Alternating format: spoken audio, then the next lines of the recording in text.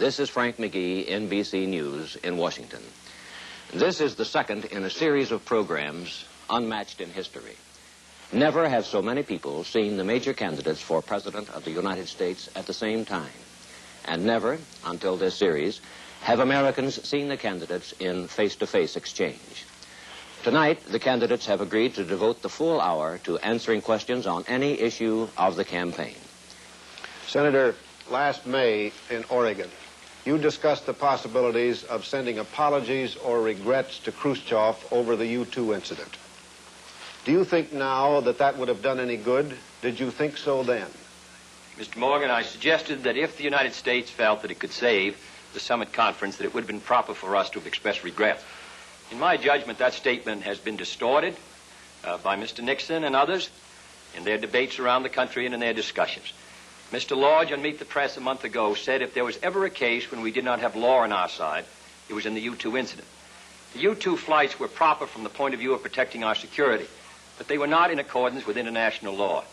And I said that I felt that rather than tell the lie which we told, rather than indicate that the flights would continue, in fact, I believe Mr. Nixon himself said on May 15th that the flights would continue, even though Mr. Herter testified before the Senate Foreign Relations Committee that they had been canceled as of May 12th, that it would have been far better that if we had expressed regrets, if that would have saved the summit, and if the summit is useful, and I believe it is.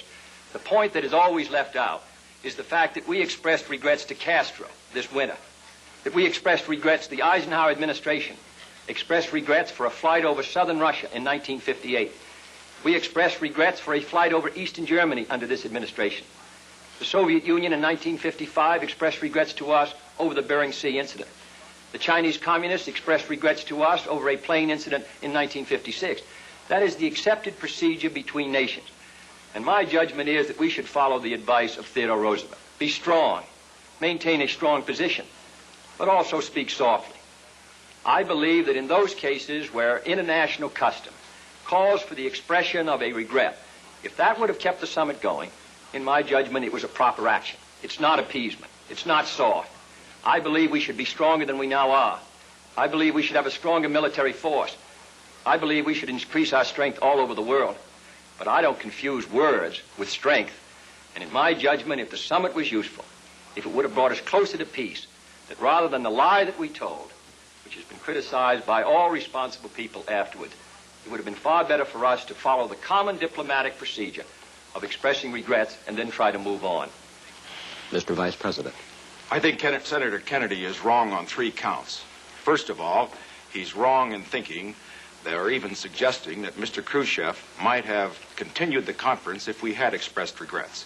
He knew these flights were going on long before, and that wasn't the reason that he broke up the conference.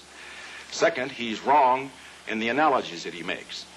The United States is a strong country. Whenever we do anything that's wrong, we can express regrets.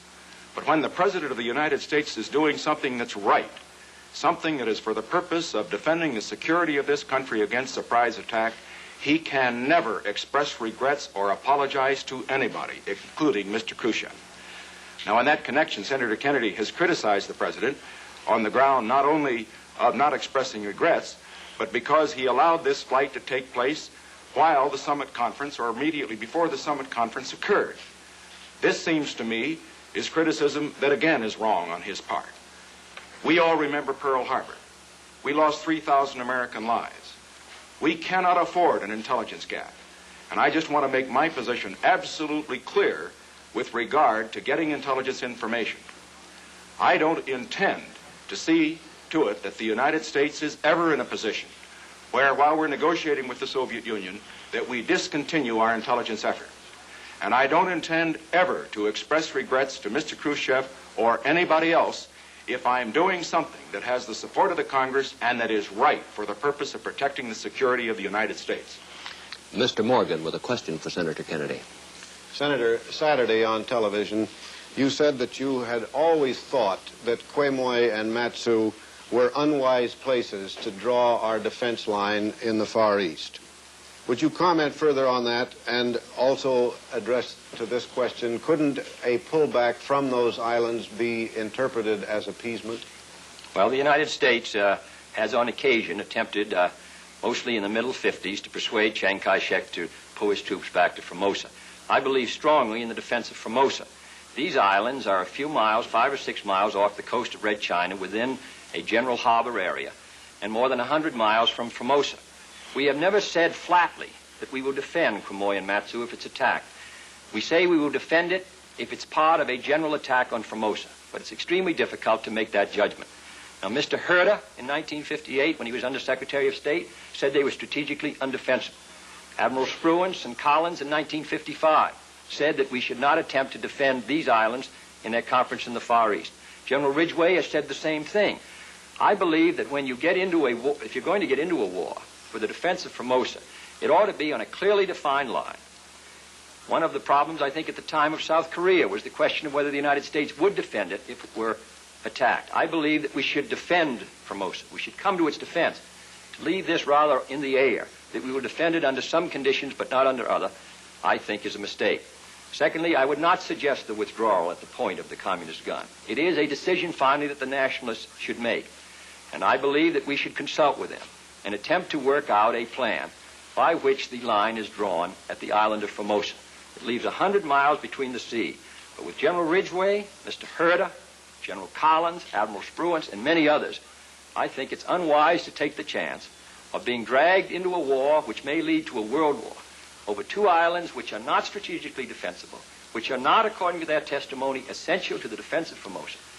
I think that we should protect our commitments. I believe strongly we should do so in Berlin. I believe strongly we should do so in Formosa. And I believe we should meet our commitments to every country whose security we've guaranteed. But I do not believe that that line, in case of a war, should be drawn on those islands, but instead on the island of Formosa. And as long as they are not essential to the defense of Formosa, it's been my judgment ever since 1954, at the time of the Eisenhower Doctrine for the Far East, that our line should be drawn in the sea around the island itself. Mr. Vice President. I disagree completely with Senator Kennedy on this point. I remember in the period immediately before the Korean War, South Korea was supposed to be indefensible as well. Generals testified to that. And Secretary Acheson made a very famous speech at the press club early in the year that Korean War started, indicating in effect that South Korea was beyond the defense zone of the United States. I suppose it was hoped when he made that speech that we wouldn't get into a war, but it didn't mean that. We had to go in when they came in. Now, I think as far as Quemoy and Matsu are concerned, that the question is not these two little pieces of real estate. They are unimportant. It isn't the few people who live on them. They are not too important. It's the principle involved. These two islands are in the area of freedom. The nationalists have these two islands. We should not force our nationalist allies to get off of them and give them to the communists. If we do that, we start a chain reaction, because the communists aren't after Quemoy and Matsu. They're after Formosa. In my opinion, this is the same kind of woolly thinking that led to disaster for America in Korea. I'm against it. I would never tolerate it as President of the United States, and I will hope that Senator Kennedy will change his mind if he should be elected.